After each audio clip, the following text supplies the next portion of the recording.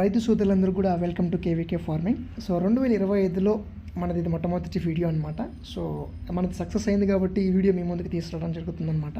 So నేను ఎలాంటి పిచికారీలు చేశాను, కింది దాఫాలో కావచ్చు, పై దాఫాలో కావచ్చు, అవన్నీ కూడా నేను ఈ వీడియోలో మీకు చెప్పాలని అనుకుంటున్నాను. ఒకవేళ లెంత్ అవుతే నేను నెక్స్ట్ వీడియోలో పోస్ట్ చేస్తాను ఇన్ఫర్మేషన్ అంతా కూడా. మన ఛానల్ని సబ్స్క్రైబ్ చేసుకొని ఉంచుకోవడం బెటర్. ఇది 60 రోజుల పంట. సో ఆల్మోస్ట్ మనకు ఒక 10 క్వింటాల క్రాప్ అయితే సెట్ అయిపోయింది అనమాట. ఇప్పుడు ఏంటంటే మంచి పూత మీద ఉంది, ఇగురు మీద కూడా ఉందన్నమాట. ఈ డిసెంబర్ మాసంలో చలులు ఎక్కువగా లేసాయి కాబట్టి పూత రావడం, రాలిపోవడం సహజం అనమాట. ఇప్పుడు మనం పూత వచ్చినప్పుడు దాన్ని నిలుపుకోవడం అనేది చాలా ఉత్తమమైన దశ అనమాట. మీరు ఈ డిసెంబర్ మాసంలో కనుక క్రాప్ సెట్ చేసుకోకపోతే మీ దిగుబడిలో ఒక 50% నష్టపోయే ఛాన్స్ అయితే ఎక్కువ కనబడుతుంది అనమాట.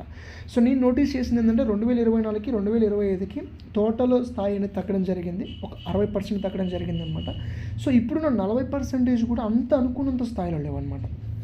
సో నేను ఈ వీడియో మీకు పట్టుకోవడం గల కారణం ఏంటంటే, నా భూమి సారానికి మీ భూమి సారానికి డిఫరెంట్ ఉండొచ్చు, కానీ నా పిచికారీలు మీకు చెప్తాను. కానీ మీ సారం ఎంత ఉందో పరీక్షించుకోండి.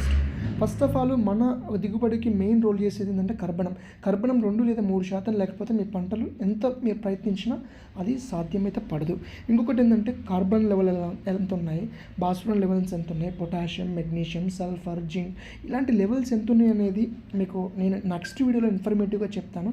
మీరు నా ఛానల్ సబ్స్క్రైబ్ చేసుకొని మీరు యూట్యూబ్లోకి వెళ్ళి సజెషన్స్ అడిగి మీరు నష్టపోవాకండి. వాళ్ళ భూమి సారాలు వేరు, మీ భూమి సారాలు వేరు. ఏదో వాళ్ళు ఇష్టం వచ్చినట్టు కొడుతున్నారు, అది మీకు వర్కౌట్ 100% కావు. మీ అంతటా మీరే అనుభవం అవ్వాలి. మీ అంతటా మీరే స్టెప్ బై స్టెప్ ఏ మందు కొట్టిన తర్వాత నెక్స్ట్ ఏ మందు కొట్టాలనేది మీ అంతటా మీరే నేర్చుకునేలా నా వీడియోలు ఉపయోగపడితే మీరు జస్ట్ సబ్స్క్రైబ్ చేసుకుని నా నెక్స్ట్ వీడియో కోసం వెయిట్ చేయండి. థ్యాంక్